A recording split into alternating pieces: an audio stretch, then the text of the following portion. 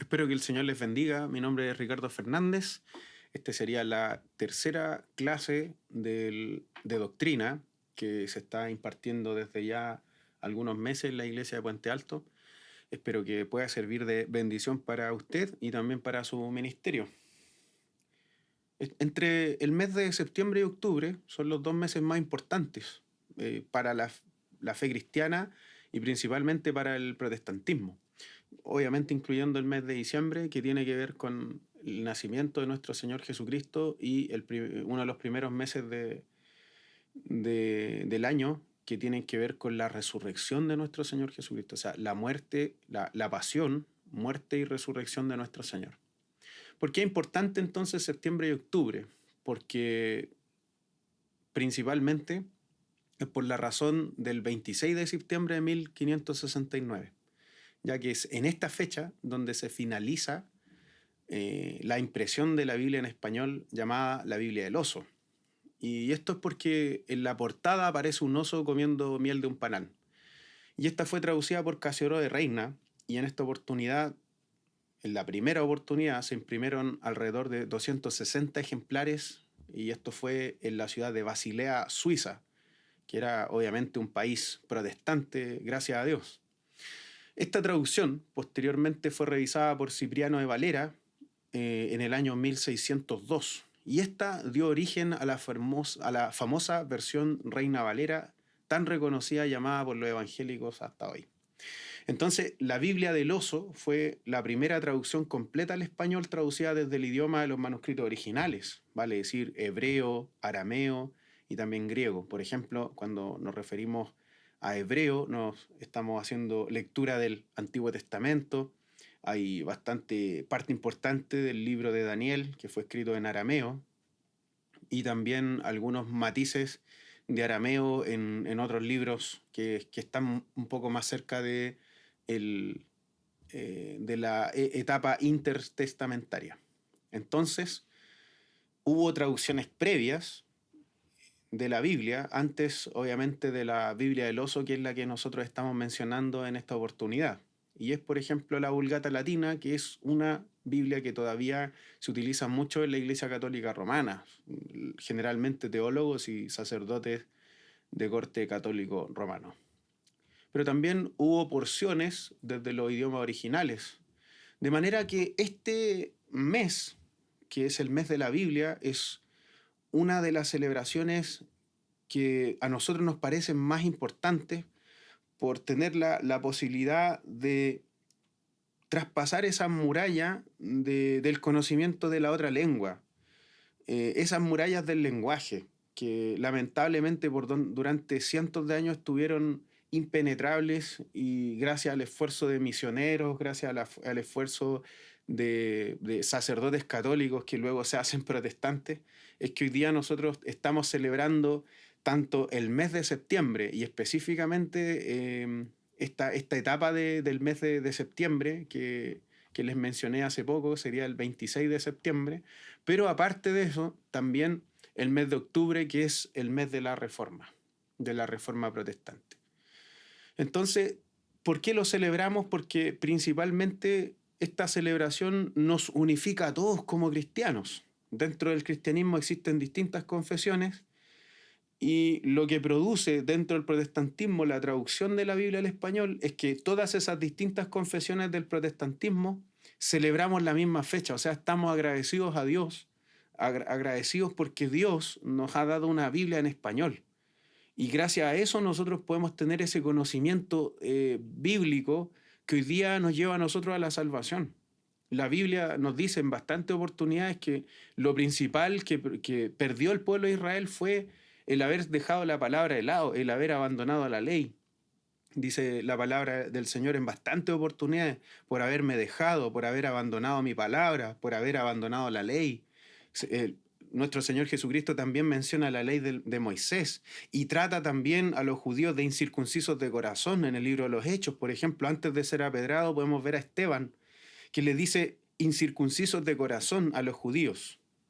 Mientras nosotros estamos dando hoy día este estudio, en la Franja de Gaza hoy día está siendo bombardeada por el ejército israelí, y también obviamente hace unos días atrás la guerrilla de Hamás, porque no podemos decir que es un gran ejército, pero penetró la ciudad de Israel y hizo desmanes, ellos han secuestrado personas, mataron personas, por lo tanto estamos viendo hoy día lo que está sucediendo por causa de no tener un apego a la escritura, no tener un conocimiento de la escritura.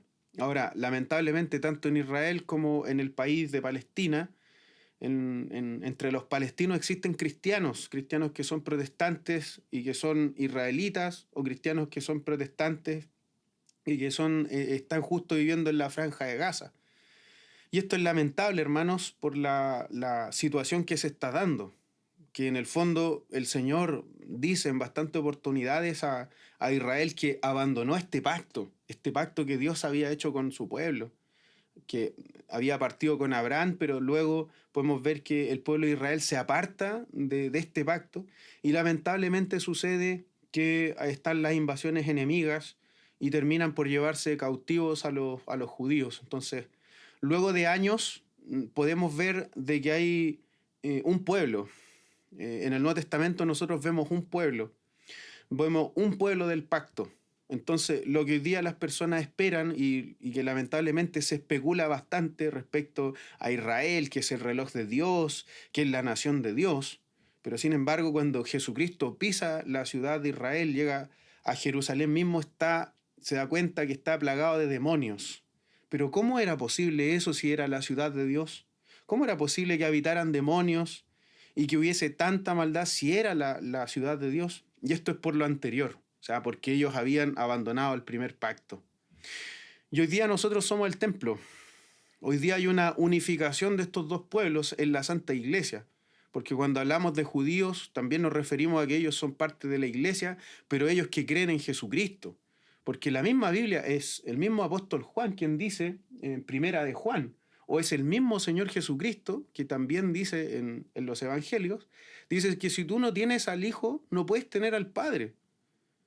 Por lo tanto, una persona que tiene una confesión de fe judía y una persona que tiene una confesión de fe musulmana o budista o nueva era o lo que sea, se va al infierno si no tiene a Jesucristo.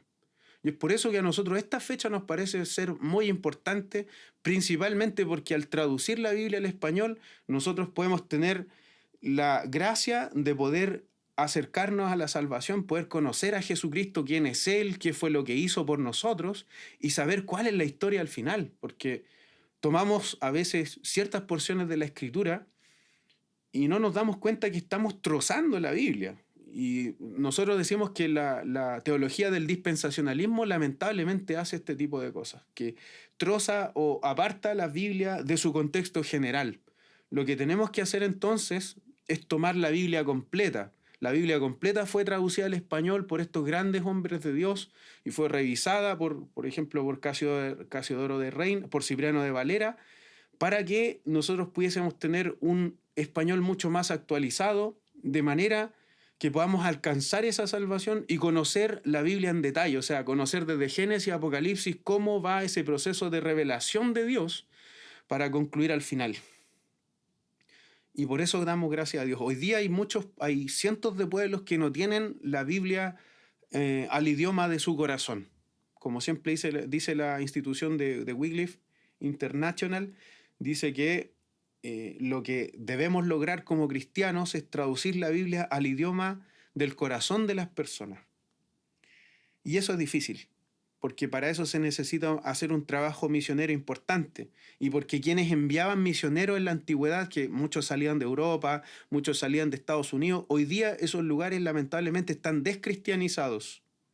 Un país, por ejemplo, donde se tradujo parte de la Biblia del Oso, o una parte importante, hoy día son prácticamente lugares donde nadie cree en absolutamente nada. En España, por ejemplo, en el mismo España, de donde vienen estos dos eruditos, Casiodoro de Reina y Cipriano de Valera, y que tienen ese impulso de traducir la escritura al idioma español, podemos ver que se proyecta para unos años, probablemente unos 60 o 50 años más, que España va a ser casi en su totalidad un país musulmán. Entonces se han despertado ciertas alarmas de parte de Latinoamérica y de países de Asia para enviar misioneros al lugar donde antiguamente salían los misioneros. ¿Por qué nos parece importante este mes, septiembre y octubre? No tan solamente porque celebramos el 18 de septiembre, porque celebramos nuestras fiestas patrias, sino también porque podemos acceder a la Biblia en español. Y hoy día la abundancia de libros que hay, que nos hablan sobre la Escritura, que nos hablan, por ejemplo, introducción al Nuevo Testamento, introducción al Antiguo Testamento, introducciones a cada uno de los libros de la Biblia, o comentarios a cada uno de los libros de la Biblia, antes eso no existía. O sea, antes los libros específicamente eran, no sé, San Mateo, San Lucas, San Juan, San Marcos, las epístolas, etc. Entonces debemos dar gracias a Dios por todas esas cosas que Él nos da. El historiador Gabino Fernández señala que en un programa intentó reunir las obras más importantes de la literatura castellana de toda la historia y de todas las materias. Se decidió que este libro podía representar mayormente la lengua castellana. Por ejemplo, este libro va a estar sobre Don Quijote de Miguel de Cervantes, sobre la Celestina de Fernando de Rojas, sobre el Lazarillo de Tormes, que generalmente nosotros lo leemos en la enseñanza básica, sobre Fuente Ovejuna de Lope de Vega, sobre la obra anónima del Cantar del Mío Cid, sobre los diarios de Cristóbal Colón, que tienen una importancia histórica, sobre las numerosas cartas de los reyes católicos, sobre, por ejemplo, sobre las cartas de Fray Bartolomé de las Casas, que narra sus experiencias en las Indias, aparte de hacer mención del maltrato a los indígenas, y que hoy día todos estos textos que yo les mencioné anteriormente son investigados por historiadores, por filólogos, y por sobre todo estos textos son muy importantes para la historia de la lengua castellana. Pero un título emerge por sobre todas las demás obras titánicas que he mencionado, y es la Biblia del Oso, de Casiodoro de Reina. El camino para llegar a esta obra fue una tremenda travesía, porque vamos a partir desde que en el monasterio de San Isidro de Sevilla fueron bien recibidos por los monjes las obras, por ejemplo, de Lutero, de Erasmo de Rotterdam, el Nuevo Testamento de Erasmo de Rotterdam, y también las críticas que Erasmo de Rotterdam hacía a la iglesia institucionalizada. Por otra parte, Zwinglio también tiene también su propia teología y su propia manera de ver la situación de su contexto. Calvino y su gran obra, por ejemplo, La institución de la religión cristiana, sus catecismos, sus comentarios a las epístolas, etc. Todos estos textos, de alguna manera, fueron influyendo en quienes se van a constituir en eruditos que en el futuro van a traducir la Biblia al español. Y este era el monasterio de San Isidro de Sevilla. Ahora, cuando usted lee Lutero, Erasmo de Rotterdam, Zwinglio, Calvino, los eruditos de San Isidro de Sevilla, nos damos cuenta que la Reforma tiene sus inicios en la academia. La Reforma protestante no nace en el vulgo, por así decir, no nace en las capas más pobres de las naciones de Europa, o tampoco en Alemania, sino que parte en la academia. Son debates universitarios. Y aquí nosotros podemos ver que estos, a través de estas ideas, gracias a la imprenta que ya tenía pleno auge, es que pueden llegar estas ideas que llegaban principalmente en latín, pero que obviamente, como eran eruditos, todos estudiaban en latín, todos escribían en latín, pero aparte sabían griego, sabían hebreo, sabían el idioma del cual ellos nacían, etc. Esto sucedió que fueron tan influenciados por las obras de Lutero, de Erasmo, de Zwinglio y de Calvino, que estos fueron impulsados a traducir la Biblia. Ahora, la Inquisición prohibió estrictamente toda traducción de la Biblia en latín. Habían ciertas porciones, por ejemplo, si usted va al testimonio de ciertos sacerdotes que intentaron de alguna manera traducir a su idioma las porciones de ciertas porciones de la Escritura, pero estaba prohibido en aquel tiempo, obviamente por el auge del protestantismo. Entonces es en este lugar, en la ciudad de Sevilla, donde los hermanos que no compartían la forma de proceder de la Inquisición eran torturados y llevados a la plaza de San Francisco, donde muchos eran colgados y quemados. Eran llamados los herejes protestantes. y eran así mismo expuestos de forma pública. La Inquisición en este lugar era todavía mucho más implacable. Si hablamos de un cuartel general de la Inquisición, es este mismo lugar donde nacen estos santos hombres de Dios. Sin embargo, los hermanos de monjes del monasterio de San Isidro de Sevilla estaban decidiendo la postura teológica que ellos apostarían dentro de la reforma, fíjese bien. Y quiero hacer un paréntesis en esta parte. Primero, se necesita una conciencia bien puesta si usted quería unirse a la reforma en un país católico en tiempos de Inquisición. Sobre todo, por lo que he mencionado anteriormente, porque el cuartel general de la Contrarreforma estaba en España y también estaba en la misma ciudad. Ahora, no quiero sonar anticatólico, porque yo amo a mis hermanos católicos, independiente de todas las diferencias que nosotros podamos tener. Pero hay bastantes cosas que nosotros no vamos a compartir con ellos. Principalmente nosotros vemos que el catolicismo español tuvo una contrarreforma. No así, por ejemplo, si usted va al catolicismo italiano, al catolicismo alemán y a todos esos catolicismo francés, etcétera, tienen formas distintas culturales, obviamente, de ver los evangelios y también de hacer sus propios aportes. A decir verdad, la Iglesia Católica en España tuvo una contrarreforma y eso ha influido mucho en la Iglesia actual. Y esto es independiente del Concilio Vaticano II, donde se dijo, gracias a ese Concilio Vaticano II, de que los protestantes también es válida su Santa Cena, es también válido su servicio litúrgico, es válido su bautismo y también su enseñanza. Esta conclusión fue dada obviamente dentro del catolicismo romano y que esta era la nueva forma de proceder. Pero sucede que este sistema del Concilio de Trento, obviamente el anterior al Concilio Vaticano II, ha hecho que esa mentalidad de Trento, que era antiprotestante, quedara plasmada dentro de las capas de la erudición católica romana y también dentro de los sacerdotes. Hoy día hay un movimiento que es el movimiento lefebrista, por ejemplo, que no reconoce al Papa Francisco como el sucesor de Pedro, pero el gran problema de eso es que podemos ver que hay una fragmentación interna dentro del catolicismo romano. ¿Y esto es por qué? Por la contrarreforma española, que a través de cientos de años, después de la cantidad de años que han pasado, esa idea todavía no ha cambiado en muchos sectores del catolicismo. O sea, si usted va a Europa, a otros países que generalmente no son España, aunque en España usted va a ver que la cosa es bastante diferente que acá en Latinoamérica, usted va a ver que el cristiano protestante va a ser su hermano. O sea, usted le van a decir a lo más hermano separado, hermano, etc. Pero para la Contrarreforma y para muchos sacerdotes católicos y obispos católicos romanos, hoy día nosotros somos los herejes, ¿ya? Y ahí nosotros vemos que hay una rebeldía hacia el Concilio Vaticano II.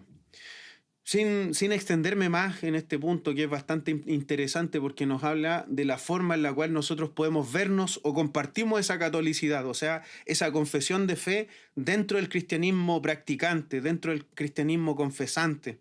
Porque de todos esos grupos cristianos, todos creemos en la resurrección de Jesucristo, todos creemos que Cristo es Dios, todos creemos en la Trinidad, todos creemos que Jesucristo volverá un día y lo estamos esperando, obviamente dentro de nuestra propia trinchera. Y hay ciertos grupos obviamente que son que consideran que los demás cristianos obviamente están perdidos y de que no tienen esperanza de salvación dentro de sus lugares donde ellos practiquen su servicio litúrgico. Ahora, estos monjes eran sumamente peligrosos. ¿Por qué? Estos monjes que estaban en Sevilla, ¿por qué eran sumamente peligrosos? Porque sabían latín, sabían hebreo, sabían griego y podían utilizar sus conocimientos para traducir la escritura al castellano, y esto era lo que la Contrarreforma no quería. Ese sería el punto 1, que ha sido bastante extenso, pero ahora nos vamos a ir resumiendo un poquitito. Otro paréntesis importante es que la Reforma Protestante surge del ala intelectual de la Iglesia Católica. Yo lo he mencionado algunas líneas más arriba. Y esta Iglesia Católica Romana, si usted estudia, por ejemplo, la biografía de los prerreformadores, de estos hombres de Dios, por ejemplo, Martín Lutero, que clava sus 95 tesis, John Hus, Girolamo Savonarola, John Wycliffe, William Tyndale, todos ellos eran tremendamente intelectuales. Y de hecho se dice que Pedro Baldo no era un intelectual, pero sin embargo el hecho de ser un mercader, de poder ser una persona rica y de tener el deseo de leer la Biblia, no, eso no quiere decir que esa persona se quedó en una ignorancia, fue un neófito y que eligió ser una persona pobre y que eligió tener un grupo de hermanos y que con ello iba a predicar el Evangelio. No, Pedro Baldo fue capacitándose con el tiempo. Y esta es una de las principales ramas del protestantismo. Cuando usted lee, por ejemplo, las biografías de Martín Lutero hace un énfasis en la educación. En aquel tiempo de Martín Lutero no existían los colegios, pero gracias a la reforma protestante que hoy día existe la educación pública. Y una educación pública gratuita y obligatoria. Porque Martín Lutero, Juan Calvino y todos los reformadores querían que la sociedad fuese también reformada en base al conocimiento de la Biblia. Por lo tanto, no se podía ser un buen protestante si tú no sabías leer. Si tú no sabías leer y escribir, no podías ser un buen protestante. Porque no ibas a poder leer la Biblia. Y es por eso que el trabajo de estos eruditos católicos romanos que luego se hicieron protestantes, para nosotros es tan importante. Entonces, vamos a reafirmar que la reforma protestante nace en el corazón de los intelectuales de la Iglesia Católica Romana. Por ejemplo, John Hus, siendo un hijo de campesinos, estudia con los monjes y obtiene su doctorado en teología en el año 1400. Yo escribo una monografía de John Hus y su vida es una vida de esfuerzo, de sacrificio. Es una vida, era una persona brillante que pese a ser hijo de dos campesinos que era tremendamente pobre, de todas maneras puede salir adelante y obtiene un doctorado en teología en el año 1400. Y el doctorado es el punto culmine de la expertise en un área. Con esto quiero decirle que no existe un protestantismo ignorante de las doctrinas y principalmente de su Biblia, porque eso es lo que a nosotros nos caracteriza. Porque para ser protestante en el año 1557, tú debías dar tu vida por tus convicciones. Hoy día usted puede ver que se respira un cristianismo mucho más light. Algunos van a la iglesia y mientras se está predicando están con el celular en la mano, sin la intención de aprender lo que el pastor o los hermanos están predicando. Hermanos, la mayoría de los prerreformadores mueren de una muerte violenta, también como los apóstoles. Los protestantes en todo el mundo han estado siempre al lado de la educación, al lado de la capacitación. Romanos capítulo 12, verso 2 dice: no os conforméis a este siglo, sino transformaos por medio de la renovación de vuestro entendimiento, para que comprobéis cuál sea la buena voluntad de Dios agradable y perfecta. Usted debe buscar entonces la forma de capacitarse, de aprender y de que usted conozca su Biblia de tapa a tapa. No importa que usted no aprenda griego, no importa que usted no sepa latín, no importa que usted no sepa arameo o hebreo. Lo importante es que usted sepa lo que la Biblia le dice a usted. Ya no importa que usted no sea un gran erudito en la escritura, pero si no sabe, si tiene una Biblia en español, como el Reina Valera de 1960, la cual en este video estamos tratando de reivindicar una vez más, puede leer, por ejemplo, La Dios habla hoy, la traducción lenguaje actual, o la NBI, la nueva versión internacional, o la nueva traducción viviente. Y todas esas traducciones que de alguna manera son actualizaciones a nuestro lenguaje y que intentan darnos, añadirnos más conocimiento que probablemente la Reina Valera de una lengua del año 60 no nos puede decir a nosotros ahora.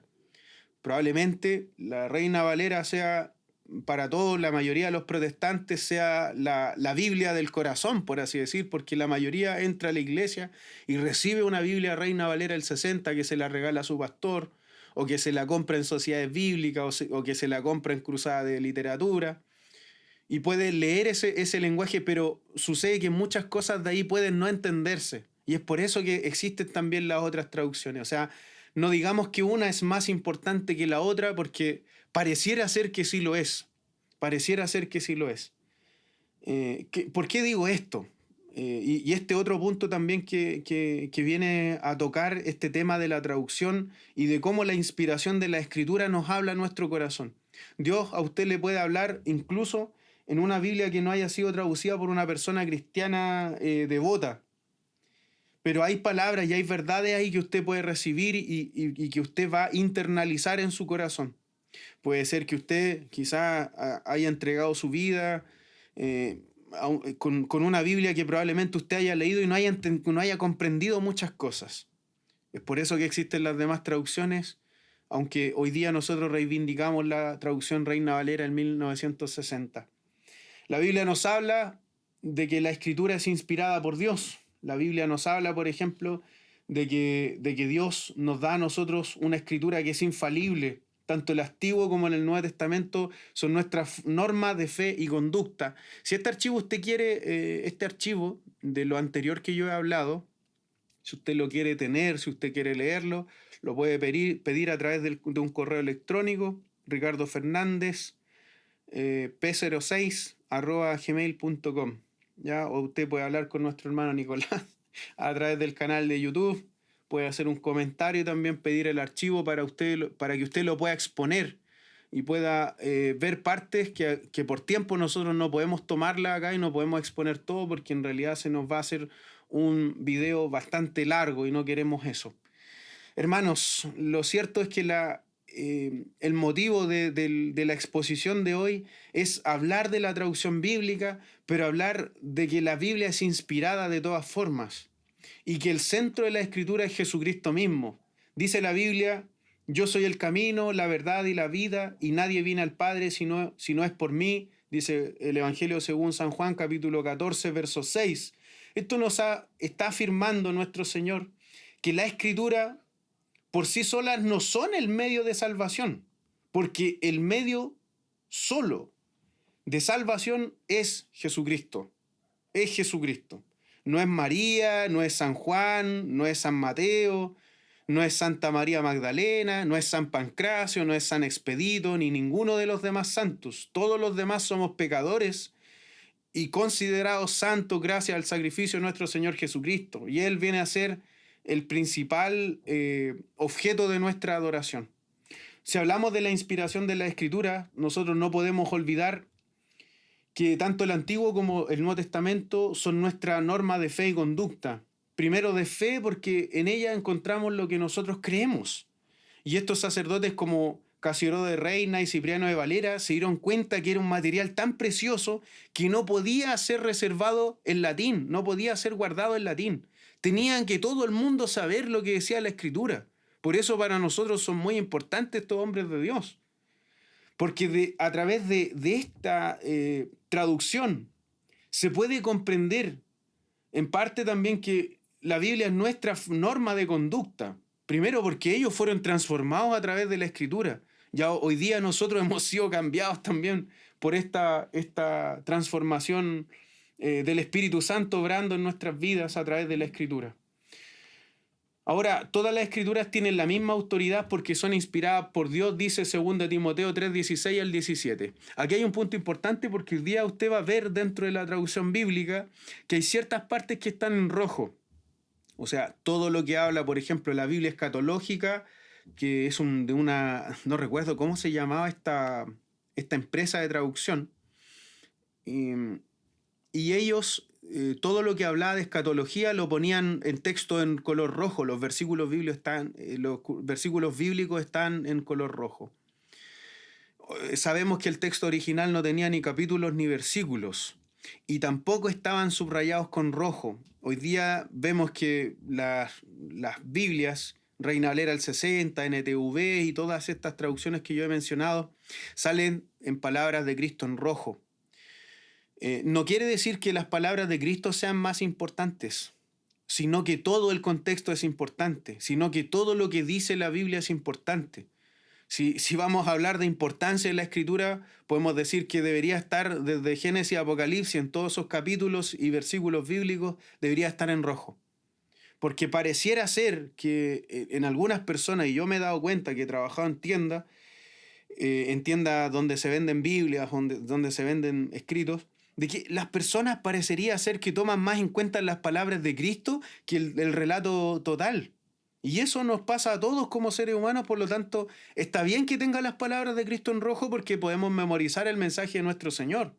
Pero también debemos conocer el demás contexto, debemos conocer lo demás y saber que la Escritura, desde Génesis a Apocalipsis, nuestro Señor Jesucristo se refleja. Entonces, el centro de la Escritura es Cristo mismo.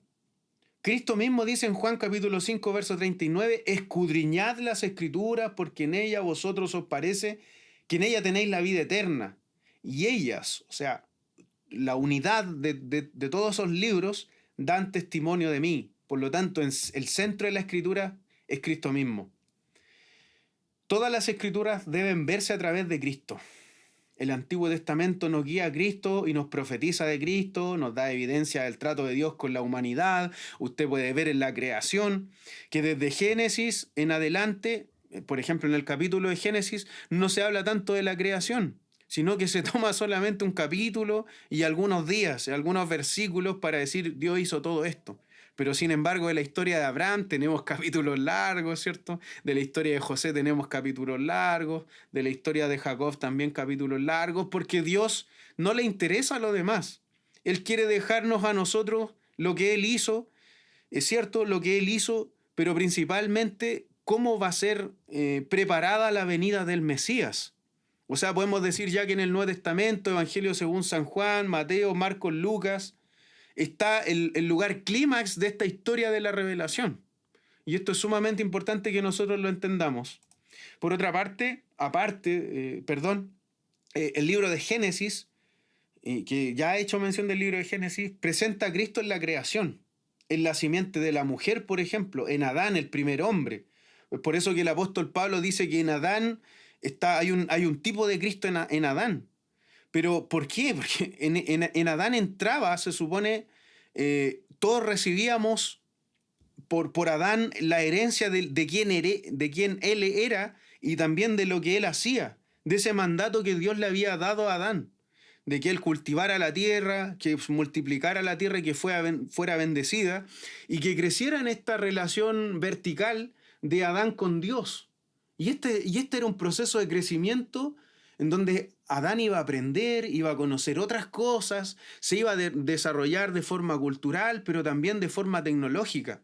Y hoy día la tecnología se debate entre servir al hombre o servirse del hombre. Eso no hubiese pasado si el pecado no hubiese penetrado en el ser humano, en Adán. Entonces Pablo dice, tenemos este segundo Adán que viene a ser nuestro Señor Jesucristo. Entonces Génesis tiene obviamente una conexión con lo que va a suceder en el futuro por la revelación de Dios, pero además por lo que va a venir en el punto clímax, que ya lo he mencionado, es que es Jesucristo mismo quien se va a manifestar y que gracias a Él nosotros no vamos a heredar el pecado como Adán, sino que vamos a heredar la vida eterna a través de nuestro Señor. En Éxodo nosotros podemos ver que Cristo se presenta como un cordero pascual. En Levítico podemos ver que Cristo se presenta como el gran sumo sacerdote.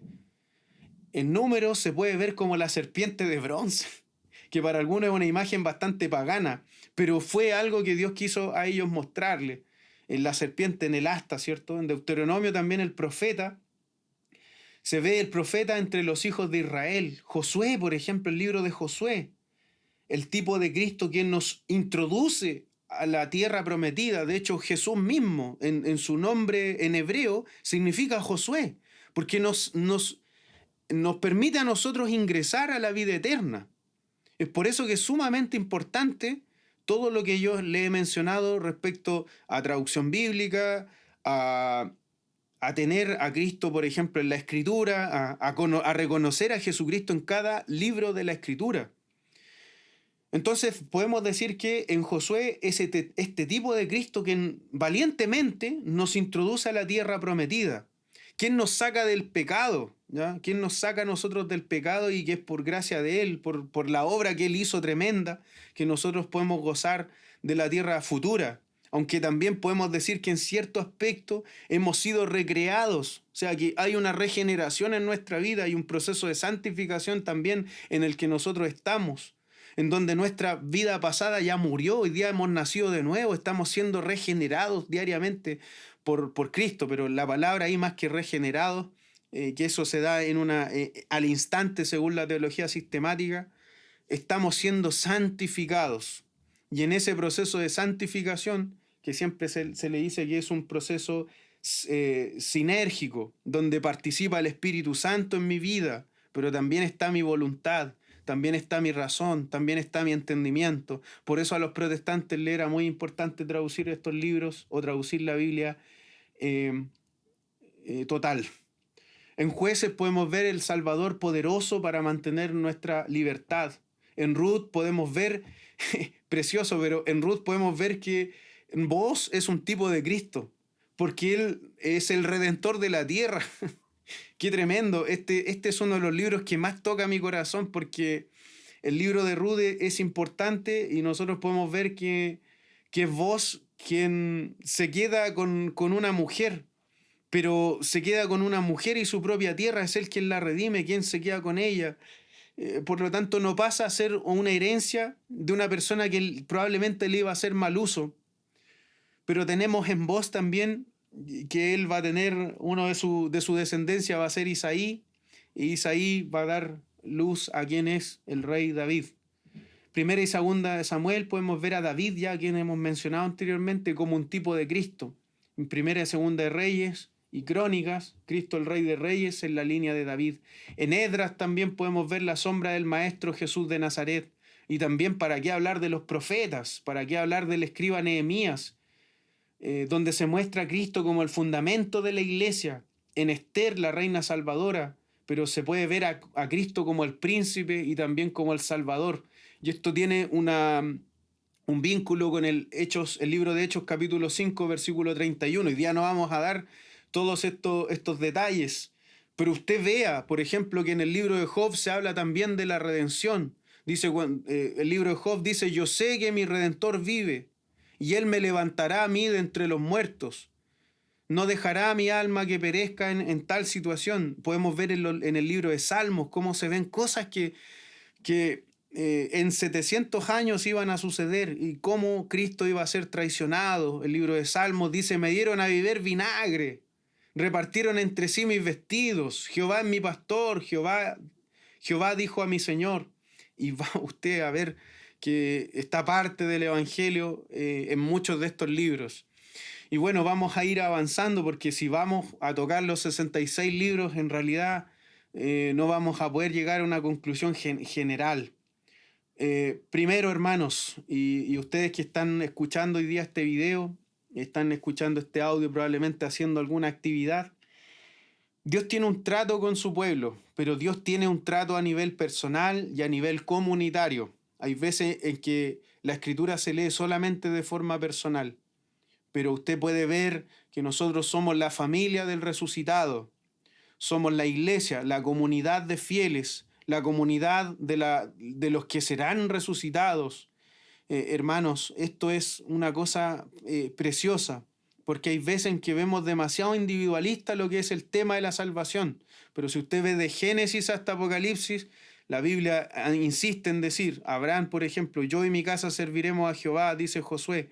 Y en Abraham es: circuncídate tú y también tu casa. Vemos en el Nuevo Testamento: Lidia se convierte, ella y su casa.